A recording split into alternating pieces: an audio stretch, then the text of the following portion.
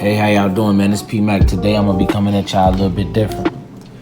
Today we're gonna be talking about haircuts, man. I've been cutting hair for 10 years, man, and it's about time I start giving some of this game back. Today we're gonna be doing a simple taper, nothing major. It's just gonna be a real crispy, simple taper, man. And it's for the people that got waves too, man. I'm gonna show y'all how to cut these waves. Shout out Lo-Fi Beats on the study beats too, man. I appreciate it. All right, first thing first, man. We get them in the chair. We ASAP grab our comb and we start combing some of these waves out. It's not necessarily combing them out. All we doing is getting them nice and up, so when we cut, we can cut nice and clean, and we ain't got to worry about doubling back to clean up nothing else. Now with cutting period, one thing that you want to know for sure is that you want to make sure every stroke counts. So every time you go across a person's head, you want it to be for a reason, so it got to count. All right, so now that the hair is all up, we get the cutting. The first thing that you want to make sure you're doing, especially when you cutting waves, you want to make sure you cutting with the waves. Go with the waves. Go the way that the waves is going, just so you know you can save every wave. You got to remember, a lot of people coming from woofing, so especially when they woofing, you got to make sure that the hair is up, and when you cutting with them waves. For people that don't know what woofing is, this haircut right here is the perfect example of a woof. Woofing, when you woof, you go a couple months or maybe a month with your hair growing out, but you still brushing, because you know once you get that cut, it's gonna pop. That's the real reason why, especially when you're dealing with a customer with good waves. If they coming from a woofing stage, you wanna make sure you're going with them waves. All right, once you get the hair down to a reasonable size, you want to make sure you hit the crown. When you hit the crown, you want to spend your time on that crown, man, because the crown really forms them waves. So when you dealing with the crown, you want to start as high as you can with the guard all the way open, and then you work your way closed. You never go straight on that crown with anything closed. You don't go to a cut with anything closed unless you know exactly what you hitting, period. So that's just another heads up to all my barbers. Waves supposed to feel a certain way when you cut and throw them, man. So sometimes stop, check, look at them, feel them, make sure everything still feel even. Once I got it down to where it's semi-even, I'll go ahead and apply my first little treatment. This little simple wash cure treatment. It's gonna help them waves pop out as soon as I'm ready for them. Once I'm done putting my little wash on it, I'll go ahead and scrub all the extras out, and then I come right back with it with my brush, just to brush them waves back in, just as if you was just getting out the shower. Once you done brushed it all the way through, got everything nice and smooth and dry, the first thing you want to do after that is start your first guideline. Let's go. Just like I said, if you ever transition any of your guards, even to a no guard, you always want to start with your clipper open. Now, at the bottom, we starting off with no guard, clipper open. The first thing that I'm going to do is draw a little guideline, even that guideline out, and then I'm going to come with the corner of my clipper, and then I'm going to go right above my guideline, flicking out. Me personally, I always make my guideline first, then I work the guideline out, and then I come right under that, and then I blend it however I choose to blend it. I feel like for me, it works real good for me. It helped me see my work first, it helped me visualize it, and it helped me capitalize all at the same time. You can use that if it's good for you, but that's what I do. And then I go from that side to the other side, do the same thing on the other side. When you cut in the back, it's a lot more trickier. You would do that depending on however the customer sees fit. Also, man, I didn't show y'all on this video, but I do always talk to my customers, man. It's real good to talk to your customers. Ask them like how high you want the size, how high or how low you want the back. Do you want it this way or that way? That help you already visualize what you're gonna do. So make sure that you're talking to your customer and let them tell you the vision that they want to see. It's up for you as the artist to give them that good picture. But always remember that. Now, some people always go straight from having no guard and straight to a half.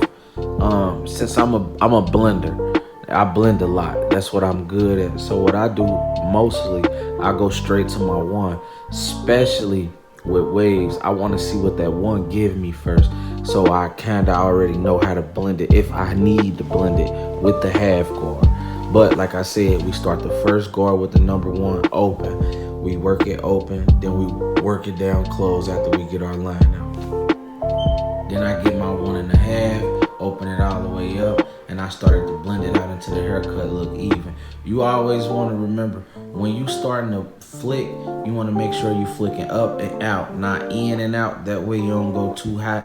Same method on the side. We start with our 1, open our way up, flick it out, blend it down, and then we gonna go straight into our 1.5, and then we gonna do the same exact method.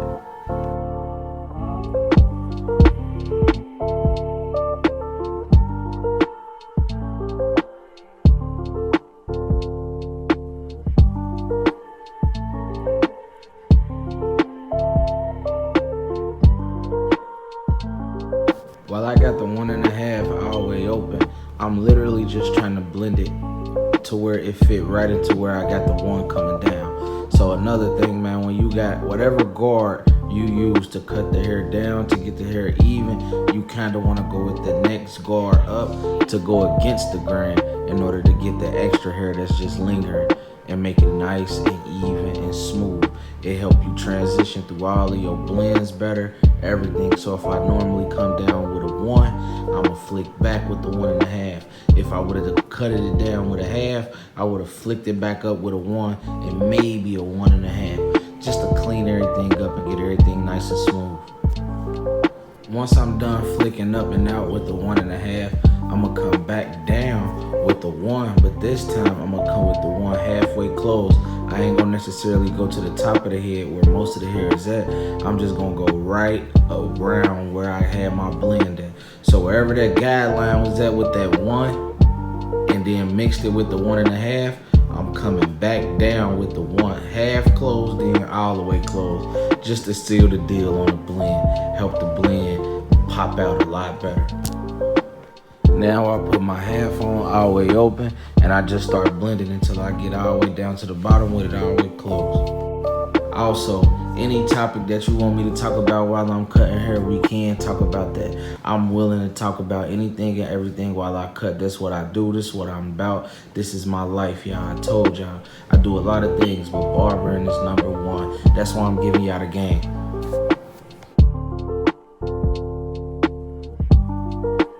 To all my barbers with the super sharp trimmers, I want y'all always to remember that one set of trimmers might not be able to go across all heads. So one good way to find out if a trimmer is too sharp, you can always start lining up the back of the head. You will get a reaction. If it's too sharp, you're gonna get a real sharp reaction out of the neck. That's gonna automatically tell you, be careful on their hairline. Me, I don't have one set of trimmers. I got about 4 trimmers. So I always use my semi-sharp, crispy trimmers just to make sure I'm hitting each side. And if it's too sharp, I know I can't hit you with probably a couple other trimmers. But if it's not, I know I can turn it all the way up.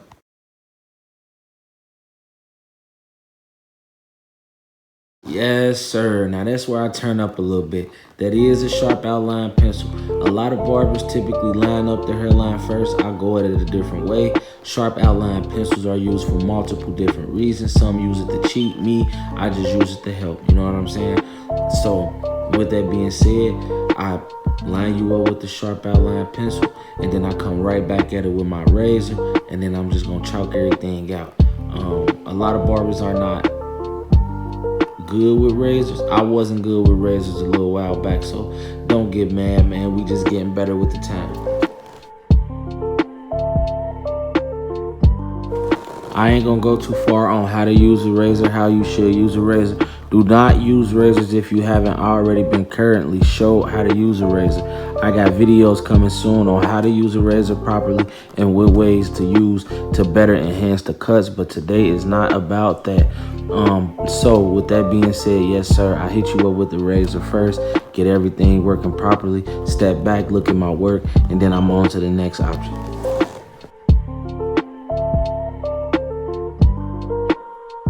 After I get done using my razor, I come right back with some semi-sharp trimmers. What I mean by semi-sharp, I mean these trimmers right here can send you out the door super crispy, but I got some sharper trimmers that if these ain't getting the job done like I wanted to, and you can still use a couple of hits, I go back in my box, grab some sharper trimmers, line you up. That's typically the last straw anyway. We still got a lot to do, so just keep watching. Now I apply my spray that I make myself. This is handcrafted hairline enhancement spray. It's super neat, super natural, and it's crispy too. I make it myself. I ain't gonna talk to y'all about that. There's other videos for that, man. So stay tuned for the other ones.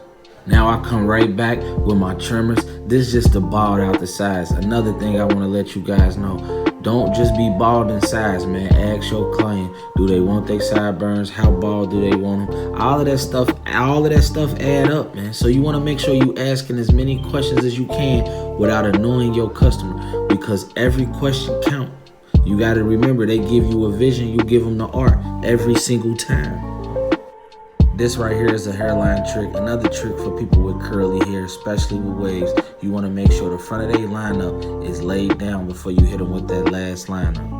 All right, after that, I grab a couple hair products, put it in my hand, grab my brush, and then I start the brushing. You want to make it to where when your customer get out your chair, they don't need to go wash their hair. They don't need to worry about how it look. Do I need to put a head on? None of that. Just like anything in life, man, when it comes to being a barber, you gotta be patient. Sometimes the hair ain't gonna work with you how you want it to work with you. So you gotta take your time with their hair, brush it the right way, comb it the right way, care for it the right way, and it's gonna do exactly what you want it to do, because at the end of the day, all hair could be straight. So you gotta remember that. So that's why I brush like I do. And you want to make sure that you go hard on every cut you do, especially when it's family or anything like that, because at the end of the day, this is your work, this is your product, this is your art, and you want to let the haircut sell itself. Because believe it or not, soon as that client get out your chair and he walk outside, he branding you. Soon as somebody be like, hey man, that haircut crispy, you want that person to be like, yeah man, I got it from so-and-so, man, and he good too. You want to have that good vibe with every cut you get, no matter who it is. Shout out Lil Gary for coming to get this super crispy taper today. Shout out Lo-Fi Hip Hop Study Music for keeping us smooth rocking. This P-Mac coming to y'all with a haircut tutorial. This the first one. Simple, easy taper. To book me for a cut, my app and my information is right here. You already know what to do, man. Shout out to everybody that's rocking with me. Go like, go share, go subscribe, man. This P-Mac, man, I'm out.